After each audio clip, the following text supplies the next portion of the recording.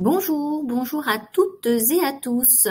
J'espère que vous allez très très bien en cette veille de 8 mars. Je suis Émilie Bourrel, je dirige IFG Executive Education. Je vais me permettre de vous poser la question dans le chat, à savoir si vous m'entendez bien. Bonjour donc à toutes et à tous. Bonjour Rebecca. Bonjour, m'entendez-vous? Oui, très bien. Eh bien, écoutez, c'est parfait. C'était justement la confirmation dont j'avais besoin. Merci beaucoup. Merci à toutes et à tous d'ailleurs. J'espère que ces hommes seront aussi également présents en nombre. Bonjour et bienvenue sur cet espace d'échange. Je souhaitais à l'occasion, en effet, la veille de la journée dédiée à la femme, pouvoir échanger dans finalement un cadre assez intime avec vous et puis également porter ma voix, porter aussi mon engagement qui n'est pas finalement que pour la femme, mais bien pour la formation aussi également, le développement des compétences. Et puis, encore une fois, finalement, débattre aussi, recueillir vos témoignages. Et donc, encore une fois, j'appelle finalement chacun d'entre vous à témoigner. Je sais aussi que des membres d'équipe sont connectés, je crois, de l'équipe IFG. Et très chère équipe, je vous invite aussi également à vivement participer puisque nous sommes sur une thématique, somme toute très universelle et qui nous touche toutes et tous. Bonjour et encore bienvenue. Je vous propose, donc il est 12h34, je vous propose de débuter. Encore une fois, donc j'irai dans l'onglet, vous l'aurez compris, je discute, je vous propose aussi finalement moi des pistes de réflexion, un témoignage également sur ma propre expérience, mais encore une fois, et pour ceux qui me connaissent très bien, j'aime beaucoup le débat aussi et l'échange, donc encore une fois, n'hésitez pas à contribuer à cette réflexion aujourd'hui. Et encore merci de votre présence et de votre confiance. Je voudrais commencer justement cette séance. Donc, je lirai bien sûr vos interventions par le biais du chat, par le biais donc de l'onglet également questions. Donc, encore une fois, n'hésitez pas à interagir avec nous toutes et tous. Je vais rappeler finalement quelques statistiques qui, en tout cas, moi, m'ont interpellée. Et puis, bien entendu, je vous livrerai, puisque tel était aussi, moi, l'objet de cette rencontre aujourd'hui, c'était de vous livrer, moi, mon expérience, mon vécu. Et puis, bien entendu, vous l'aurez compris, quelque part mes partis pris, ou du moins mes pistes de réflexion sur finalement les femmes dirigeantes, ou du moins en tout cas les femmes en fonction de dirigeantes, identifier finalement les biais auxquels elles ont eu affaire et dont elles sont aussi elles-mêmes peut-être quelque part, alors je ne sais pas si je dois utiliser le terme de victime. Ensuite, comment on avance dans l'action, comment agir et puis briser ce plafond de verre qui finalement se présente à nous et nous verrons aussi finalement est-ce qu'on parle uniquement des femmes ou est-ce qu'on parle pas finalement plus largement. Donc je vais reprendre quelques statistiques que j'ai pu justement recueillir auprès de plusieurs sources. Déjà, une première étude LinkedIn qui a été menée sur plusieurs années et qui, justement, fin 2023, faisait état de la part des femmes en poste de direction et en France, dans le monde, également en Europe, où j'ai quelques statistiques, mais en tout cas, en France, elles sont à hauteur de 34,3% versus 31,7% dans le monde. Nous n'avons pas à rougir par rapport à d'autres pays, justement, de l'Union européenne ou bien même du continent africain. Mais par contre, la Finlande, en effet, enregistre près de 50%, avec 47,2% de femmes en fonction de direction, justement, ou en position, en tout cas, de direction. Donc, finalement, une disparité d'ailleurs qui démontre aussi une tendance d'ailleurs à la baisse et avec des disparités, bien entendu, sectorielles. Pour ce qui est de l'égalité salariale, en 2022, en général, une femme en France gagne en moyenne 15% de moins que les femmes, donc vous l'aurez compris, dans le secteur privé. Donc vous l'aurez compris, finalement, il y a encore du chemin à parcourir. Quelque chose qui m'a, moi, beaucoup interpellée, c'est également les chiffres, justement, du ministère, justement, en charge de l'égalité homme-femme, sur la santé mentale des filles, des jeunes filles de 10 à 24 ans, qui se détériore et qui a doublé, justement, en 10 ans, entre 2012 et 2023.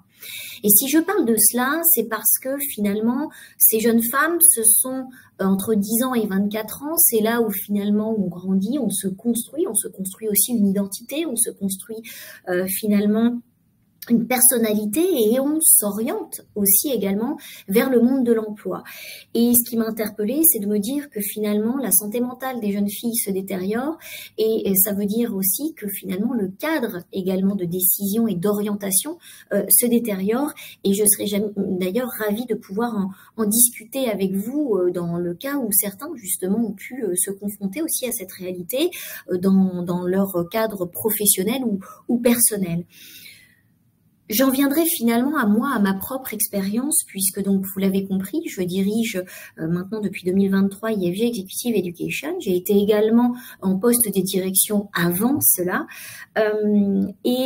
Finalement, à réfléchir à ce rendez-vous que nous avons aujourd'hui, je me suis rendu compte que finalement, je n'ai jamais positionné comme objectif de carrière le fait de diriger. Je n'ai pas grandi en me disant que je serais dirigeante. Par contre, il est certain que sans doute, j'ai eu des biais, très certainement inconscients, qui ont fait que je ne m'y suis pas projetée. Moi, je viens d'un modèle familial où autour de moi, finalement, je n'ai pas ou très peu d'entrepreneurs et les seuls entrepreneurs sont des hommes qui d'ailleurs sont arrivés dans le monde de l'entrepreneuriat de manière assez tardive. Et pour ce qui est des postes de direction, bien dans ma cellule familiale, j'ai eu principalement un papa en posture de direction, mais pas ma mère. Et ce qui est certain, c'est que dans un cadre plus élargi, j'ai eu finalement très peu de femmes adultes, lorsque moi j'étais jeune, en poste de direction, ce qui n'est plus vrai maintenant, par contre, en effet, auprès donc bien sûr de mes amis ou bien de mes cousins ou de mes cousines. Donc, ce que je veux dire, c'est que je pense aussi que moi, l'absence de réflexion ou d'ambition par rapport à un poste de direction me vient, j'imagine, alors je fais des postulats, bien entendu, je ne suis pas moi-même experte en psychologie, mais en tout cas, ce qui est certain, c'est que c'est ce constat que je fais. Et finalement, qu'est-ce qui m'a amené à ce poste de direction? Je dirais que de mon enfance, c'est ce qui m'a aussi beaucoup structuré, c'est la liberté de ton. Par contre, que l'on m'a donné. Car si en effet, au sein même de ma famille, je n'ai pas eu nécessairement de rôle modèle qui m'aurait peut-être amené, moi, à me dire je suis tout à fait légitime. Et vous l'aurez compris, la légitimité chez moi, de manière assez intrinsèque, est clé et importante. Finalement, c'est la liberté de ton, d'expression et surtout la certitude de l'égalité, justement, des chances et des sexes au sein même de mon réseau familial. Donc il est vrai que ça par contre était pour moi une non-question et c'est ce qui m'a amené aussi à diriger ma carrière selon ma liberté de ton et mes choix. Et il est vrai que j'ai en fait finalement opéré des changements dans ma carrière grâce bien sûr à cette liberté de ton et je dois le dire aussi grâce à l'appui de ma direction.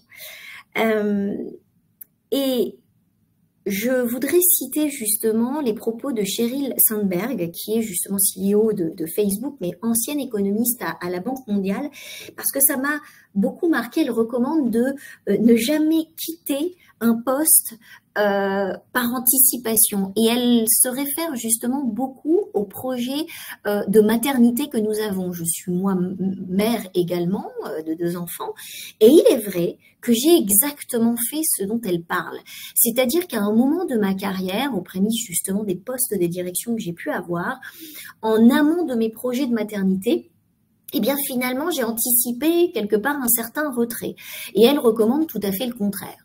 Donc moi, finalement, je suis là aussi pour apporter le témoignage que cette suranticipation n'est pas rédhibitoire et permet néanmoins l'accès à un poste de direction, mais oserais-je dire, ça peut en effet peut-être aussi le ralentir. Donc là, je fais appel finalement au contexte de chacune. Et ce que veut dire en effet Sheryl Sandberg au travers de cela, c'est ce n'est pas parce que vous ambitionnez aussi ce projet personnel d'avoir des enfants que vous devez nécessairement entamer quelque part une retraite ou dans votre vie professionnelle. Bien au contraire, continuez, accélérez, maintenez, sécurisez votre environnement professionnel pour pouvoir ensuite continuer finalement les dessins qui sont les vôtres d'un point de vue professionnel.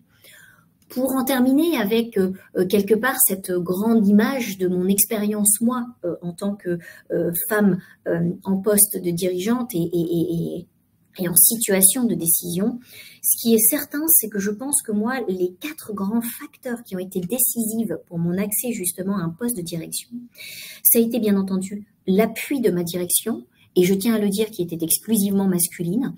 Donc, ce que je veux dire aussi, et là j'intègre un premier pan, qui est que pour moi, en effet, le sujet des femmes n'est pas que celui des femmes. Alors, vous allez me dire que j'enfonce une porte ouverte, certes, mais je tiens aussi à faire un hommage à ces hommes qui nous soutiennent et qui, eux, se font forts, en effet, de ne surtout pas accentuer les biais qui peuvent d'ores et déjà exister dans nos sociétés.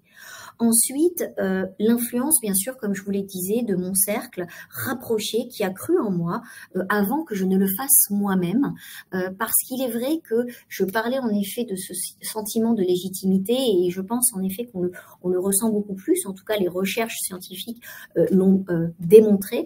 Les femmes attendent davantage de se sentir elles-mêmes légitimes pour pouvoir, avant de demander, ou en tout cas de se mettre en avant pour acquérir un poste. Et ça, je pense que c'est à souligner. Et puis, finalement, tout ça a été par le biais également de mon souhait fort de contribuer plus fortement au changement au sein, en effet, des environnements où j'étais, en accédant justement à des postes qui allaient me permettre de prendre des décisions, d'influer directement justement pour le changement au sein de l'organisation où j'étais. Et donc, je vous parlais également donc, de ce sentiment de légitimité. Je vous invite, n'hésitez pas, alors je vais regarder également si je vois des questions ou en tout cas des éléments dans le chat, n'hésitez pas encore une fois. Ce que je voudrais intégrer dans cette introduction, c'est surtout un virage, puisque finalement, au travers de tout ce dont on parle, des femmes, de ces postes de direction, de l'inégalité salariale, du contexte de santé mentale, finalement, on parle d'inégalité. Et quand on parle d'inégalité, on parle finalement de discrimination. Et j'ai été assez frappée à la lecture justement d'un article Le Monde paru en février 25, qui disait que justement, selon l'Institut national des statistiques et des études économiques, en 2023, les personnes en situation de handicap sont reconnues clairement comme étant le premier public faisant l'objet d'une discrimination dans le monde du travail. Et donc, finalement, je me dis que dans cette course à la reconnaissance et à la lutte contre la discrimination, le sujet n'est pas tant d'être une femme que porteur de handicap. Et donc, j'imagine également le combat des femmes en situation de handicap. Et j'avoue que je pourrais aussi et également moi-même témoigner personnellement, puisqu'au sein de ma famille, je sais ce cas-là, puisque depuis petite, j'y étais sensibilisée pour avoir en effet des proches porteurs de handicap, plus ou moins lourds. Au sein de l'IFG, d'ailleurs, nous connaissons très bien le sujet, puisque nous avons aussi vu, accompagné et eu des employés justement en situation de handicap, notamment de handicap invisible. Et il est clair qu'en termes managérial, cette question représente un challenge fort pour le manager et demande des moyens importants en termes d'accompagnement et de posture, donc comme je le disais, managériale. Au travers de cela, et je veux aussi le répéter parce que c'est notre fierté, nous avons quand même un partenariat depuis près de 15 ans, si je ne me trompe, avec l'Union nationale justement des entreprises adaptées, et où nous formons les collaborateurs qui sont justement en devenir ou déjà en situation managériale pour l'accompagnement et pour le management justement de ces entreprises. Et on sait ô combien cela est un challenge, mais pour aussi la construction d'une société plus inclusive, moins discriminatoire. Et ça nous est justement très important.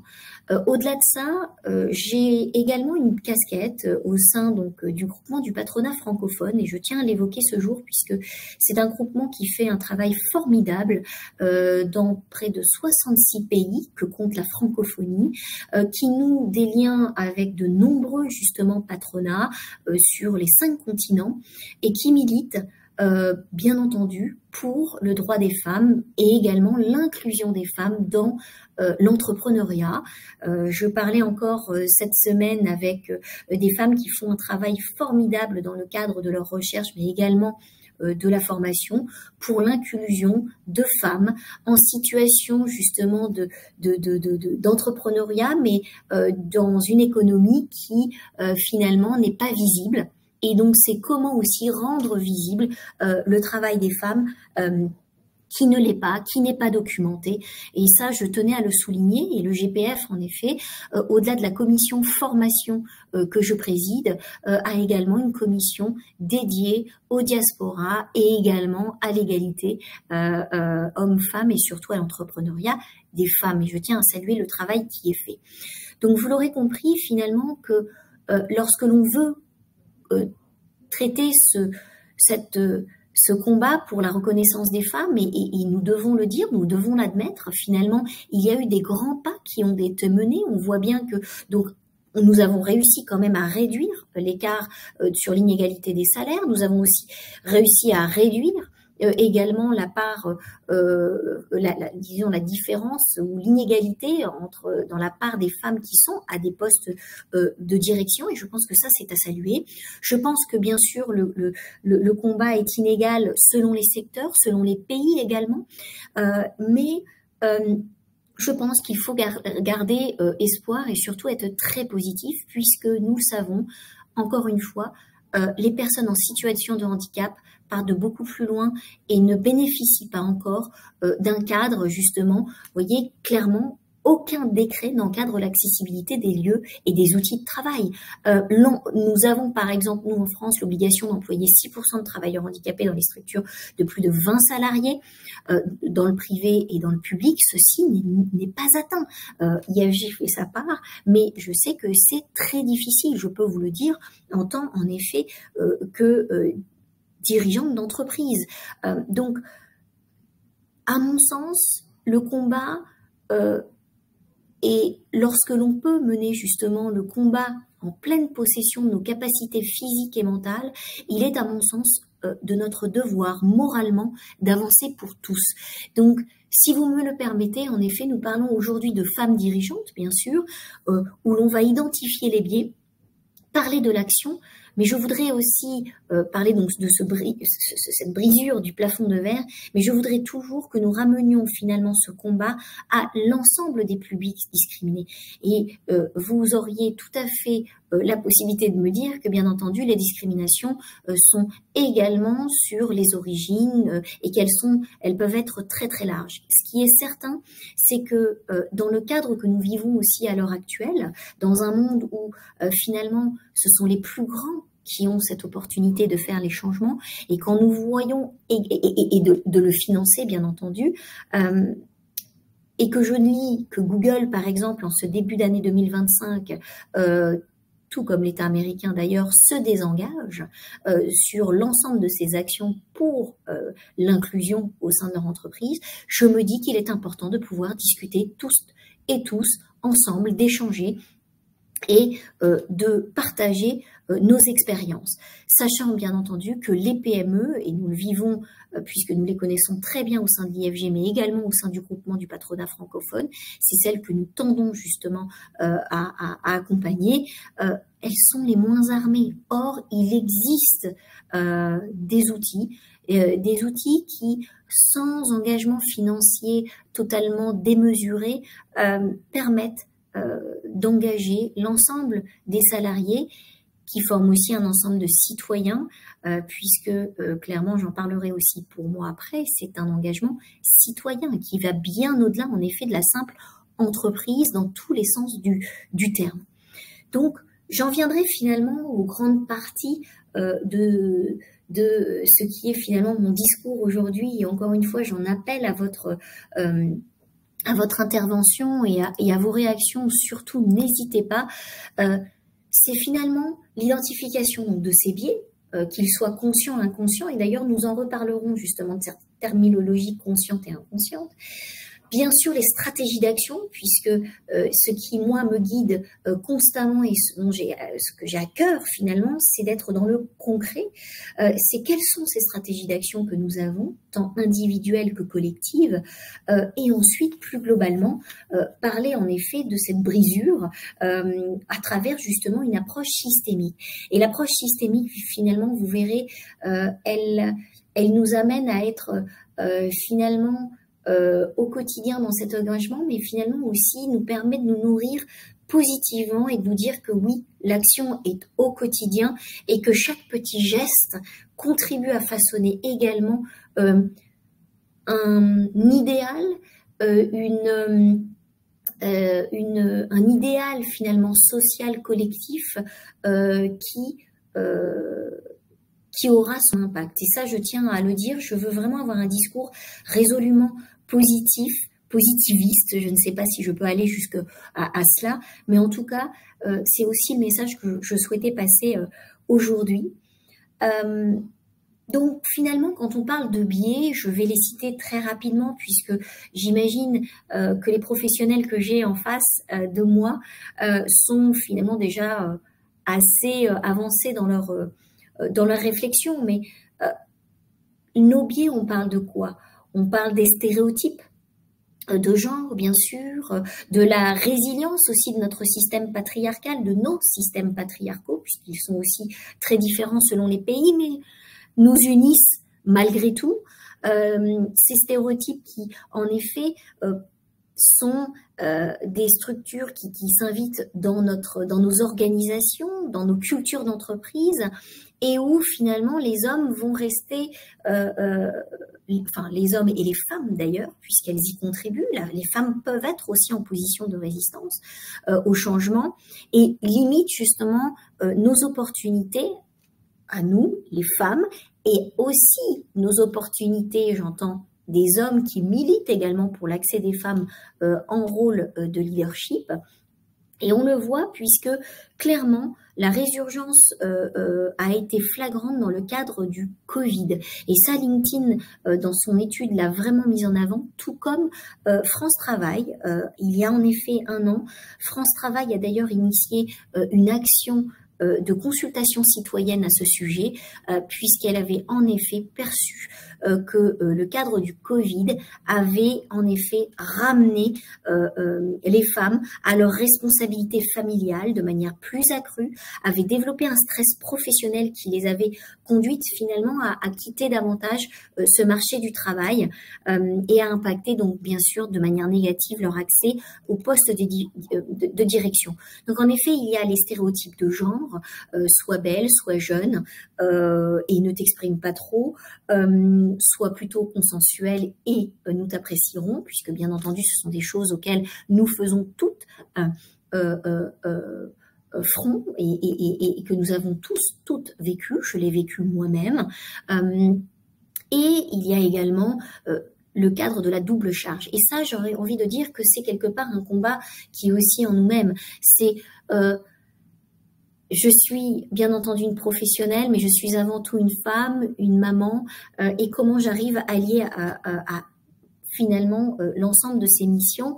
J'aurais envie de vous dire que cette question, les hommes se la posent aussi, et moi je peux aussi en témoigner puisque j'ai un vrai partenaire de vie à mes côtés, et je peux vous dire que finalement la question n'est pas tant femme-homme que partenaire de vie et parentalité. Et ça, j'en parlerai aussi après, puisque la parentalité est clé également dans l'orientation des jeunes et justement des jeunes femmes, des jeunes hommes aussi, dans la perpétuation ou plutôt dans la cessation de perpétuation, pardon, excusez-moi, des schémas mentaux et schémas sociaux. Ensuite, il y a les réseaux, les parrainages, l'accès aussi au programme de développement qui est quand même moindre aux côtés des femmes. Et je vous parle en effet clairement des réseaux que je connais à mon échelle, mais pour faire partie en effet de cette équipe qui est également Turgot au travers de son club, au travers de son cercle, qui est donc ce think tank qui est né par l'initiative de nos anciens de l'Institut de haute finance et qui justement dont la présidente est Kathleen Vance O'Rourke, une femme au destin qui est quand même assez fabuleux, qui donc préside le cercle, qui préside également le prix Turgot, qui se tiendra d'ailleurs le 25 mars prochain à Bercy, où justement il y aura donc des prix remis pour les productions littéraires clés et qui ont été retenues par notre club et notre cercle.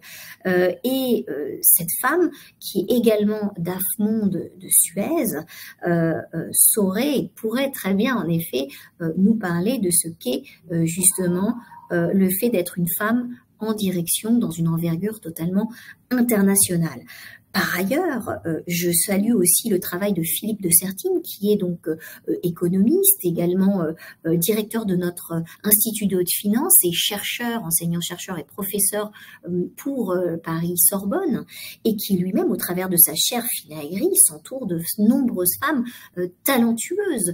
Et ça, je tiens vraiment à saluer son travail. Je sais aussi également le regard porté avec bienveillance et totalement, en effet, dénué de ses biais, du fait aussi de son extrême expérience. Voilà, ça je tenais à le dire.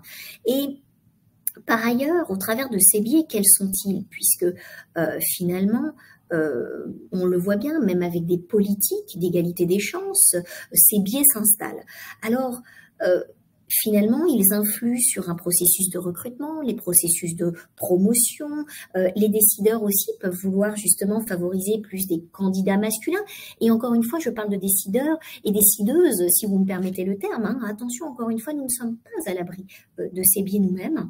Et finalement, ça repose sur quoi? Sur bien sûr l'expérience, nos rencontres, jeunes, moins jeunes, tout au long de notre vie, notre environnement familial, professionnel, nos croyances et nos valeurs qui se sont en effet établies tout au long de la vie, nos connaissances également et l'éducation, et bien entendu donc nos cultures.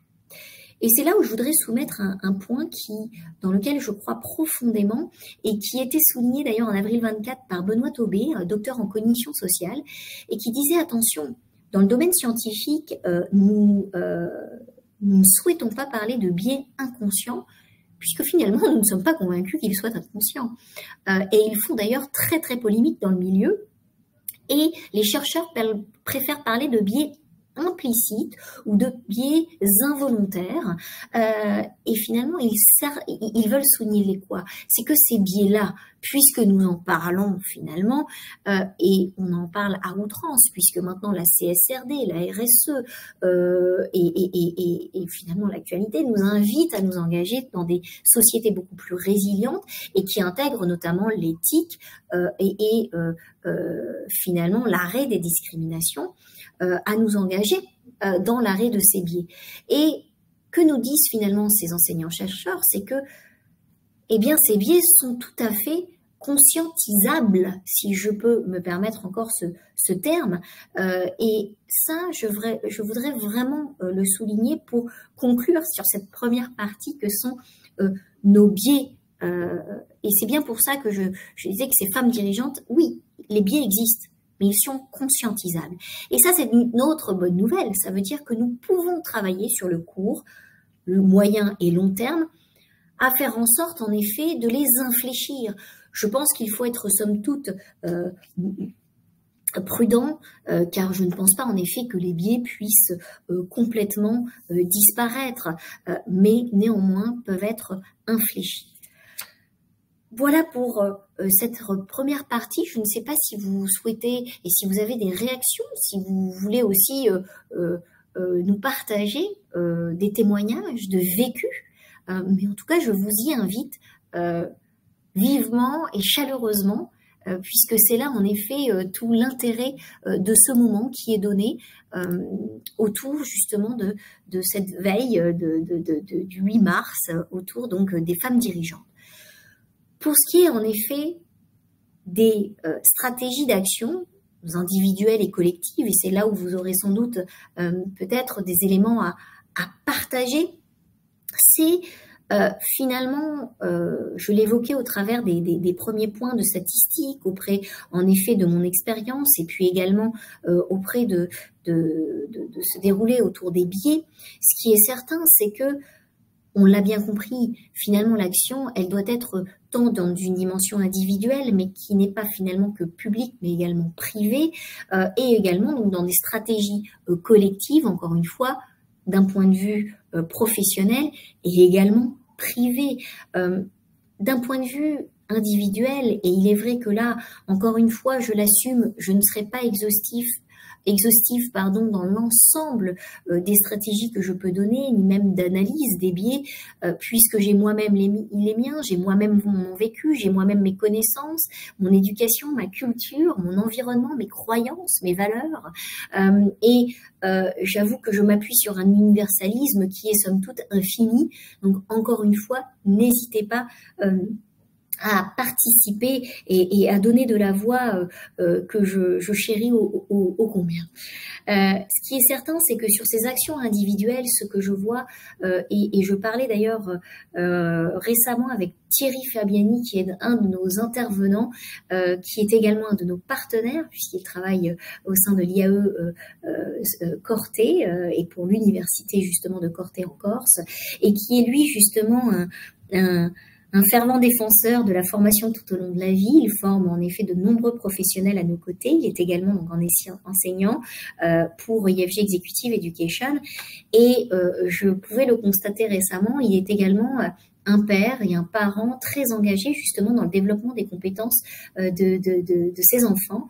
Et je tiens à mettre l'accent sur ce rôle, puisqu'il me semble qu'il nous incombe à nous, parents citoyens, parents professionnels aussi également, de nous engager. Alors j'entends le mot parent également au sens large, en tant que parent, en tant que grand-parent, en tant que tante, cousin, cousine, peu importe, parents proches, d'infléchir finalement dans la discussion du cercle familial, où se joue finalement pour beaucoup le futur de prochaines générations et l'orientation de nos jeunes, qu'ils soient femmes ou hommes.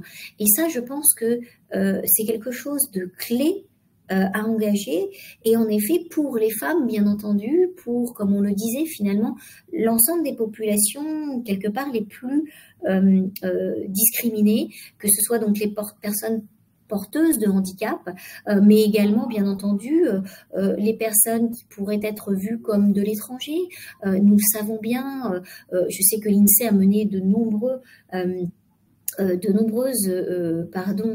recherches sur, par exemple, les biais pour les personnes, et on le voit bien en Europe, venant par exemple du Maghreb, venant de l'Europe de l'Est. Nous avons énormément de biais et qui font l'objet d'études. En tout cas, ce qui est certain, c'est que en tant que parent, en tant que porteur d'une culture, de connaissances, d'éducation, j'imagine que pour moi, il est clé, en tout cas je formule cela, de s'engager personnellement. Ensuite, en tant bien entendu que citoyen, au travers bien entendu du vote, au travers des actions bénévoles, en tant que salarié également et dirigeant, au travers du dialogue bien entendu aussi. En tant que professionnel, à mon sens, il est clé lorsque nous sommes en situation donc, de décision, et encore une fois, je pense que nous sommes en situation pas uniquement de décision, pas uniquement en poste de dirigeant, nous le sommes aussi également lorsque nous sommes chargés de projet, lorsque nous sommes en tant qu'assistants, puisqu'il nous appartient également à nous de pouvoir à tous, à tout à chacun, de présenter l'information sous un angle qui permet soit la prise de décision, soit qui permet en effet d'engager des projets dans une telle ou autre direction. Et je pense qu'au travers en effet de la mise en mots, de l'organisation et la structuration de nos pensées au quotidien, dans le travail, nous avons un impact sur notre communauté, sur justement le fait de favoriser les femmes. Je vois qu'il y a en effet une question. Je vois que Sandrine pose la question, en effet, quel conseil donneriez-vous à une femme qui aspire à un poste de direction, mais se heurte encore à des obstacles invisibles? Alors Sandrine, je vais vous dire, mon plus grand des conseils serait celui de s'entourer. Et s'entourer, ça passe par s'armer de courage, les relances, et vous entourez bien sûr d'hommes, de femmes, dans vos réseaux bien sûr professionnels, si vous êtes en effet en poste, mais également au sein, vous savez, des communautés de métiers. Renseignez-vous. Souvent, ça peut être fait soit de manière totalement gratuite, soit par le biais en effet de cooptation, soit en effet moyennant financement. Ça vaut le coup, je vais vous le dire, parce que de fil en aiguille, vous allez rencontrer en effet des personnes. Nous, je sais que l'ensemble des personnes qui sont alumni à l'IFG bénéficient bien sûr d'un accès direct déjà à la direction d'IFG, à la direction de ses programmes, mais à moi-même, et également de notre communauté d'alumni et d'apprenants. Il est certain que, bien sûr, nous pouvons faire mieux. Notre système peut être amélioré, ça je le sais, je tiens à le dire. Il faut aussi en parler en toute honnêteté. Mais c'est également au travers de l'investissement au travers de votre coaching.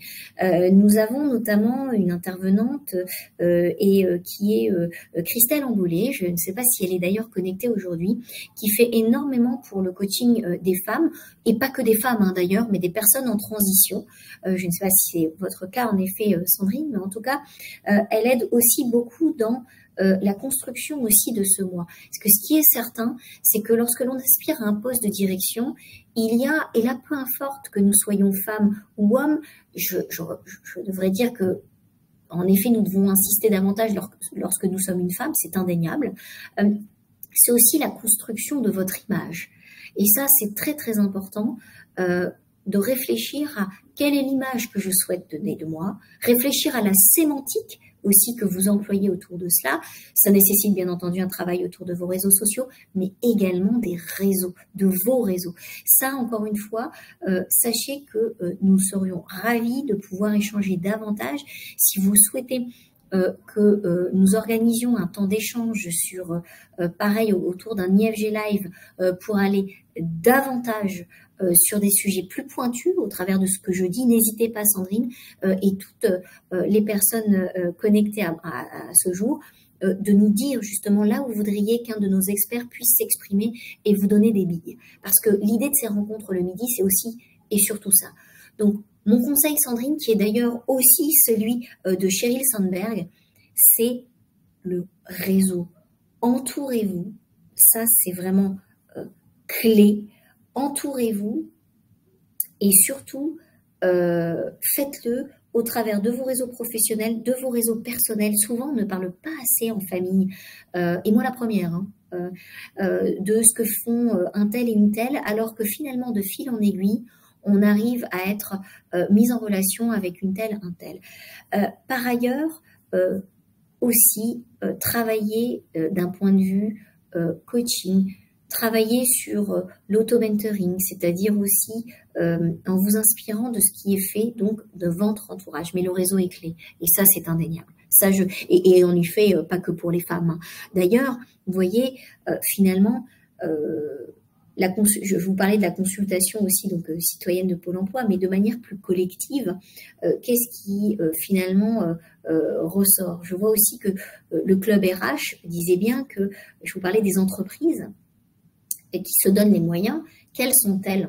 parmi justement ces sociétés très identifiées. Vous avez en premier L'Oréal, Dassault, Danone, la BNP, Orange, encore une fois, on le sait, ces grandes entreprises françaises sont celles aussi qui ont le plus de moyens pour lutter contre cela. Donc bien entendu, Sandrine, nous sommes d'accord que un dernier des conseils serait aussi de vous orienter vers ces entreprises. Et donc là, ça veut dire cartographier également, mesdames, messieurs, mais en tout cas, ces entreprises qui sont peut-être les plus engagées et qui permettraient ensuite d'être un tremplin pour vous. Donc, voilà Sandrine pour les conseils qui peuvent vous être donnés. Je ne sais pas si vous avez aussi, vous, si cette intervention appelle davantage de questions ou en tout cas des réactions. Encore une fois, n'hésitez pas à intervenir. Ce qui est certain, donc pour ces stratégies collectives, c'est bien entendu, j'en reviens encore une fois à ce monde de la PME, parce que ce monde de la PME, souvent, ne va pas avoir en effet le cadre financier. Je vous en prie, Sandrine, merci, avec grand plaisir.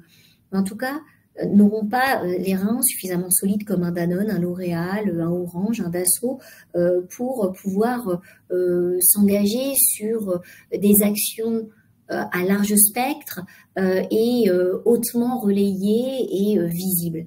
Néanmoins, il y a un outil qui est l'entreprise apprenante et surtout le dirigeant lui-même. Et je pense qu'en effet, les femmes et les hommes dirigeantes ont un rôle dans le cadre de la PME à jouer qui est des plus importants, tout comme en effet le fait de s'allier.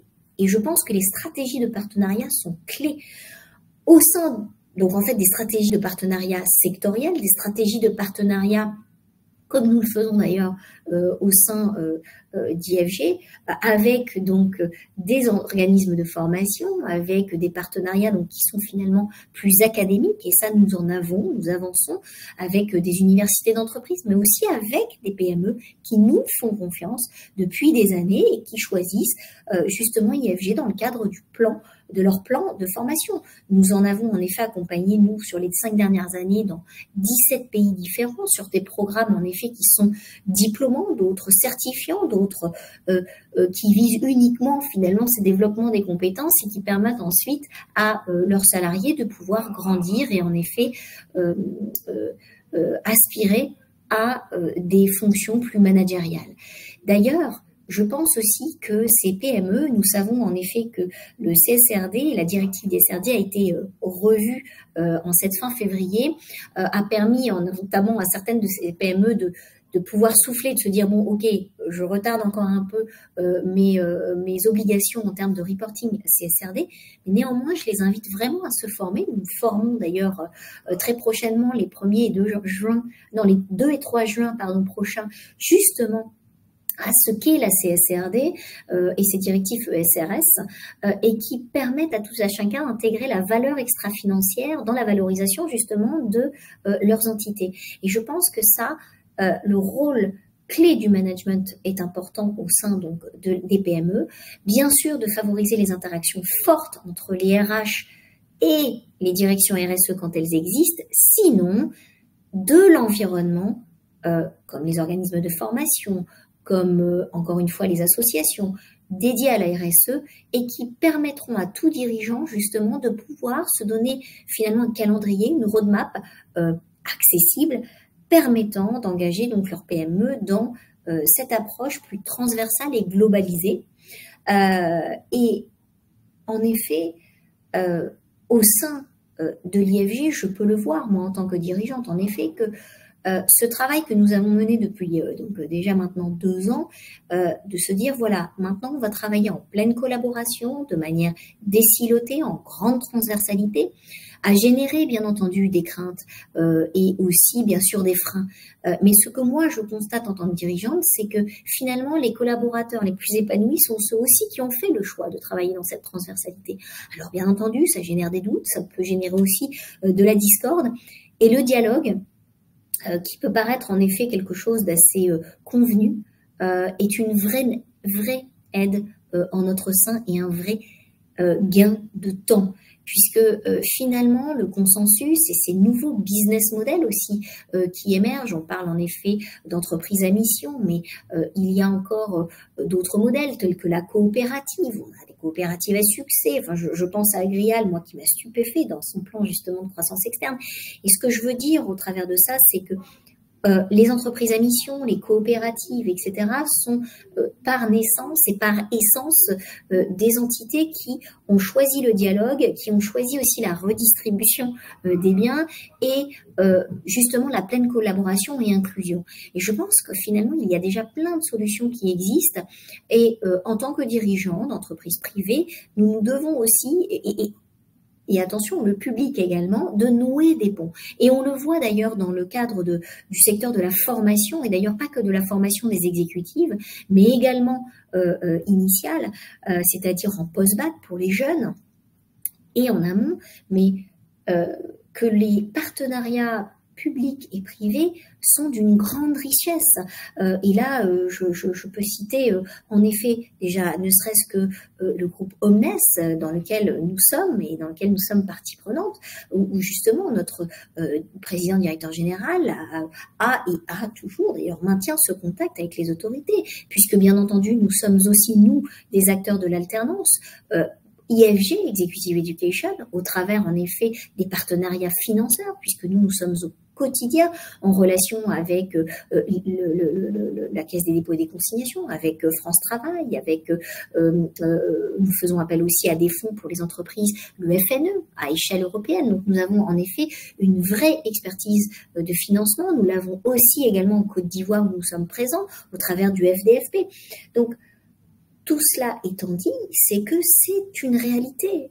Et il est à nous maintenant, de notre devoir personnellement, de nouer ces liens qui permettront au fur et à mesure de rendre nos actions, nos entreprises plus inclusives. Alors vous me direz, oui là, mais est-ce qu'on parle toujours de femmes? Oui, nous parlons de femmes. Bien entendu, nous parlons de femmes, puisque nous savons aussi que dans le secteur du public, il y a une très grande représentation, tout comme dans le secteur de la formation. Au sein des effectifs, j'ai de nombreuses femmes. Par contre, la question est de comment elles accèdent à des postes de direction. Et IFG le permet au travers aussi de ces formations qui sont des tremplins.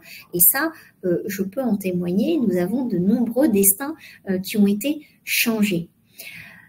Et donc, finalement, nous disons que nous avons donc en effet ces biais qui sont finalement pas si inconscients, que nous pouvons en tout cas rendre davantage conscients, conscientisables, et que finalement, tout ça à travers des stratégies d'action qui sont individuelles et collectives et qui sont en effet du pan tant public que privé, voire intime.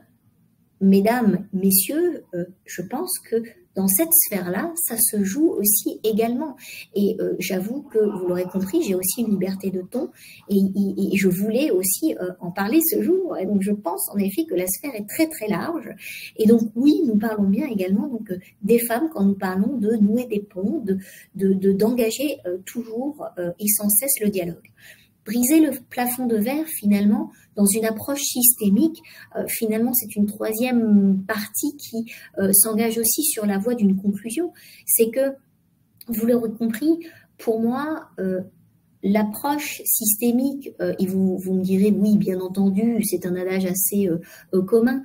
Oui, certes, mais le systémique n'est pas si évident et loin de moi d'avoir été suffisamment exhaustive aujourd'hui. Et encore une fois, j'en appelle à vos réactions. N'hésitez pas à nous contacter, que ce soit sur LinkedIn, que ce soit au travers justement de cette IFG Live et donc des questions et de notre chat. Mais l'importance du système et donc de cette vision 360 est que quoi? Nous avons finalement une responsabilité en tant qu'être humain et que ce combat, mesdames, nous le savons, nous ne le menons pas seuls. Nous avons beaucoup d'hommes qui sont à nos côtés. Encore une fois, j'ai eu, moi, la confiance de ma hiérarchie très masculine. J'ai eu l'appui, en effet, d'hommes et de femmes. Ça, c'est certain. Mais il y a en effet un travail à organiser, tant personnel que professionnel, sur, bien entendu, l'orientation des jeunes et des moins jeunes, bien entendu, au travers de réseaux complexes. Et à nous, en effet, d'infléchir selon, en effet, nos différents secteurs. Encore une fois, moi, mon témoignage est éminemment autour de la formation. Peut-être que certains ont davantage... Oui, Annie, vous êtes d'accord, je suis d'accord avec vous. Il est vrai que combat, surtout en ce moment, et peut faire peur. Et j'avoue que je n'avais pas, en effet, la dimension en effet guerrière, mais vous avez raison, j'en conviens, et je vous remercie. J'entends un combat qui peut être tout à fait dans la bienveillance, mais ce qui est certain en tout cas, puisque on sait aussi que dans certains pays, cela revêt vraiment du combat, et vous le savez, IFG n'est pas présent que en France, ni même qu'en Côte d'Ivoire, puisque quelque part, enfin, l'ensemble de nos apprenants, nous, sont présents dans près de 60 pays. Et pour avoir parlé avec nombre d'entre eux, nous savons, certains d'ailleurs sont aussi réfugiés de leur propre pays et apprennent d'ailleurs, cela revêt en effet du combat. Mais j'entends, dans un contexte en tout cas, disons plus français, il est vrai que le combat peut faire peur de surcroît en ce moment. Je dirais en effet que cela revêt peut-être d'un engagement que chacun prend à son niveau et dans la mesure de sa culture, de ses connaissances également et de son environnement.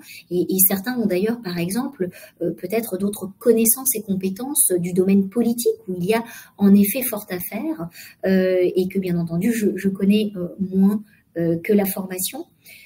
En tout cas, ce qui est certain, c'est que un mot d'ordre serait, puisque je me plais à citer en effet Pierre Doré, un ancien directeur général justement d'IFG Executive Education, qui est pour la formation, allez-y, ne doutez pas, votre ressource humaine est infinie. Eh bien, j'aurais envie de vous le dire.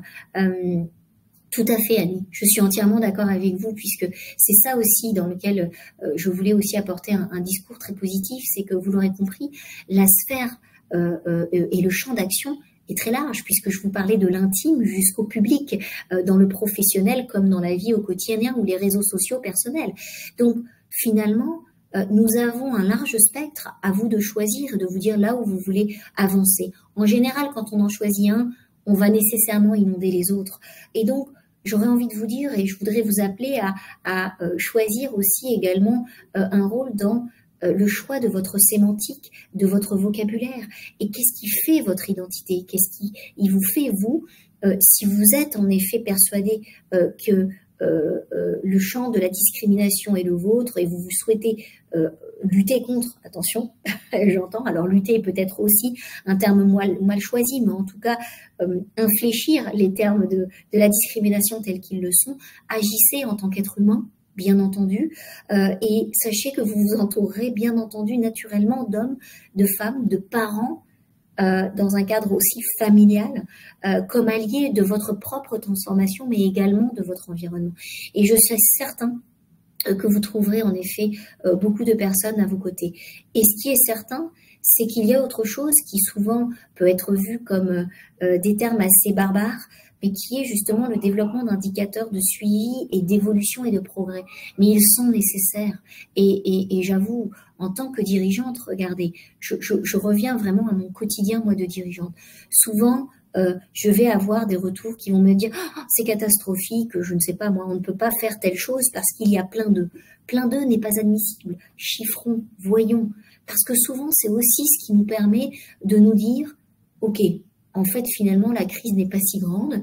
Il suffit juste de nous dire, OK, donc nous devons engager des actions sur du court, moyen ou long terme. Donc, les indicateurs, le suivi, le rationnel, finalement, nous aide aussi beaucoup. Et j'aurais tendance aussi à vous dire de le faire. Et vous voyez, Sandrine, de votre question aussi, c'est que si vous souhaitez aussi vous mettre en avant, puisque ce tremplin vers femmes dirigeantes, c'est aussi vers des femmes engagées. Il y a de nombreux dirigeants actuels qui cherchent au sein des directions de leurs entreprises des hommes et des femmes engagés. N'hésitez pas également à communiquer sur ce que vous faites, tant personnellement que professionnellement. Et par cela, ça passe aussi par du quantitatif, oserais-je dire, ou un qualitatif mesurable. Et ça, je pense que c'est vraiment clé et je le vois au quotidien. Donc, en conclusion, bien entendu, nous parlons d'une action citoyenne et elle vous appartient à vous. Et je pense qu'en cela, Annie, vous me rejoindrez et surtout quand vous faites appel aussi à la mesure dans les termes choisis. Et ça, je l'entends. Et je suis tout à fait raccord avec vous. Mais il est vrai que je suis aussi, moi, une femme de l'international. C'est quelque chose qui me constitue. Vous voyez, si la formation est une de mes jambes, l'international est l'autre. Et je peux vous dire aussi que d'un point de vue personnel, le mot combat revêt un terme tout à fait bienveillant, mais nécessaire et utile. Donc encore une fois, je vous le dis, finalement, femme dirigeante, finalement, tout à fait, oui, bien entendu, Annie, j'entends tout à fait. Et l'hyper-opérationnalité est justement un des points et qui permet de mesurer en effet l'impact que nous avons. Donc en conclusion, je vois qu'il est 13h27. Ce que je tenais à dire, ou en tout cas à témoigner dans mon engagement, puisque si vous êtes aussi connecté ce jour, c'est que vous connaissez désormais IFG, si vous ne connaissiez pas IFG avant, que vous connaissez maintenant aussi notre Institut de haute finance, mais également notre marque qui est IFG Luxury Attitude, où nous accompagnons, conseillons et formation des entités dans le cadre du développement des compétences, dans la relation aussi à autrui. Et il est certain que au travers de femmes dirigeantes, j'entends bien entendu les femmes entrepreneurs, les femmes dirigeants des entreprises, dirigeants des business units, mais j'entends finalement ces femmes qui souhaitent aussi diriger leur carrière, puisque nous avons aussi ces femmes qui souhaitent être chefs de projet, qui s'épanouissent aussi par exemple dans l'assistanat de direction, qui font un travail formidable, qui ont des postes clés, et j'en passe d'autres. Moi, je pense aussi par exemple à cet échange que j'ai eu avec cette dame qui donc chez nous contribue à un environnement sain, puisqu'elle fait le ménage. C'est une femme hautement spirituelle avec qui j'ai eu un échange très très nourrissant et qui, au travers justement de son engagement très spirituel et personnel, contribue à faire de mon quotidien professionnel un quotidien beaucoup plus inclusif. Donc voilà ce que j'englobais aussi au travers de femmes dirigeantes, diriger son quotidien, sa carrière, et bien identifier les biais, c'est-à-dire plus que de les identifier, c'est les conscientiser et clairement à l'heure actuelle, notre environnement nous le permet. Nous sommes en effet, je vois qu'il y a une question.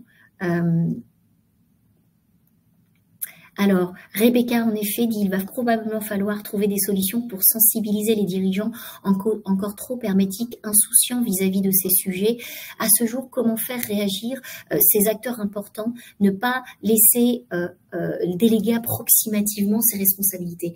Alors ça, je suis d'accord. Je pense, alors encore une fois, et sans vouloir être en effet trop abstraite, mais j'invite vraiment, parce que je le vois aussi moi d'un point de vue très personnel, c'est que souvent on ne se parle pas assez en famille et au travers de nos familles, nous avons des hommes dirigeants. Et je pense aussi que souvent la sphère intime, familiale, peut permettre d'infléchir le regard de ces dirigeants. Souvent, ces dirigeants aussi sont également dans des conseils d'administration où de plus en plus de femmes figurent. Mesdames, c'est aussi un appel du pied et que je m'adresse à moi-même. Intégrons, inondons les conseils d'administration. Formons-nous donc. Et ça, en effet, l'IFG peut vous accompagner. Nous sommes en train, en effet, de développer un projet en ce sens qui permet, en effet, d'infléchir. Clairement, Rebecca, nous sommes sur du long terme. Et au-delà de ça, osons également, dans un cadre professionnel, porter des discours au travers des projets que nous menons, des interactions que nous avons encore une fois. Je le vois vraiment, je parlais du poste d'assistanat, ces personnes ont un rôle clé dans ces interactions qu'elles savent nouer justement avec les dirigeants, puisqu'ils se reposent aussi beaucoup sur elles. Nous savons que la profession est quand même très largement occupée par des femmes et je pense que c'est clé. Donc je pense que ce sont par ces petites actions que nous réussirons en effet à faire infléchir le cours de ces directions qui parfois sont encore très hermétiques. Et puis, ça passe aussi par le choix très personnel de se dire, je ne souhaite pas continuer ou travailler pour cette organisation-là. Encore une fois, nous avons des réseaux sociaux, nous pouvons communiquer, nous avons maintenant un large champ d'expression qui nous est donné. Et je pense qu'il nous incombe, encore une fois, aussi de communiquer sur cela. Annie, en effet, pourquoi pas, mais sachez aussi que les conseils d'administration n'apportent pas nécessairement, enfin en tout cas à vous de voir, ce n'était pas le sens de mon propos, mais en tout cas merci à vous et en tout cas dans l'action elle est au quotidien et l'idée est surtout de la conscientiser parce que je suis sûre que la majorité d'entre vous y êtes déjà. Et pour ce qui est du briser ce plafond de verre, encore une fois, ce n'était pas que pour les femmes que je l'entendais, c'était bien entendu également pour l'être humain et aussi ceux qui malheureusement sont porteurs de handicap, visibles ou non, et qui eux ont un plafond de verre bien plus épais que le nôtre. C'est ça que je tenais aussi à dire. Donc encore, merci à toutes et à tous pour cela. Bravo pour ce que vous faites au quotidien. Je suis sûre que vous en faites aussi déjà beaucoup. Et au plaisir également, en effet, de discuter via LinkedIn, par mail, au travers des contacts que vous avez avec IFG Executive Education. Encore merci beaucoup et bravo. Merci beaucoup. Oui, en effet, sujet très large. Encore une fois, n'hésitez pas à nous envoyer tous les sujets que vous souhaiteriez pouvoir développer davantage au travers de nos interventions IFG Live, les rendez-vous du midi. Encore un grand merci. Merci de votre bienveillance et merci de votre participation. À très bientôt. Au revoir.